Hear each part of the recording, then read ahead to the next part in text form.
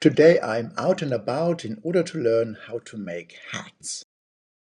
So I'm in Stockport today, and well, I'm going to go to Hatworks, which is behind me, and it's a Victorian factory where they produce hats. And apparently, I'm on the tour at 2 o'clock, and I can see the machinery live. And I hope I can take a bit of a movie there as well. My tour started with a walk around a hat showroom, the Gallery of Hats, which included this ice cream hat. The three blobs down there are the shapes for the first layers of animal fur felt. The process of transferring fur fluff into this is called bowing. And here starts the tour, with a history of the mill. Who would have thought that the raw material for hats used to be the fur of beavers and predominantly rabbits? On the left, one can see the first blank of a yet to be formed hat and its state after several attempts and hours of shrinking.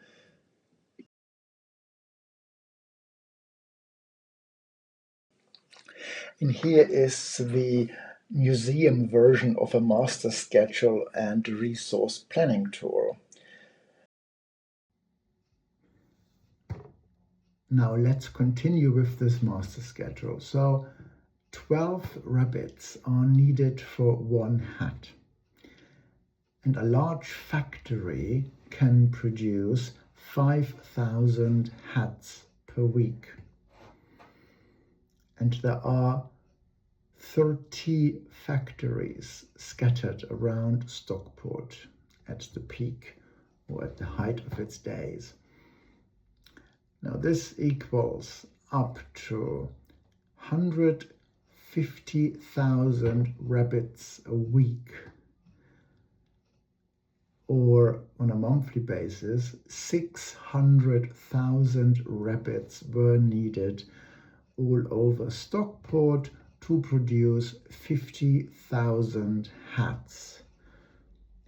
It wasn't fun to be a rabbit in England in those days. The next big step in the production process was to give those felt cones their final shape. One needed blueprints in all sorts of sizes and hats, like bowler hats, top hats, military hats, you name it. And of course, temptation, temptation, once in the showroom of a hat factory.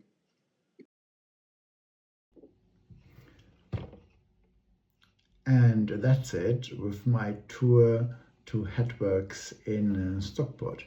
And I'm long back home now, and whilst cutting these things, I've got 2 more questions, and I didn't ask those questions to the tour guide.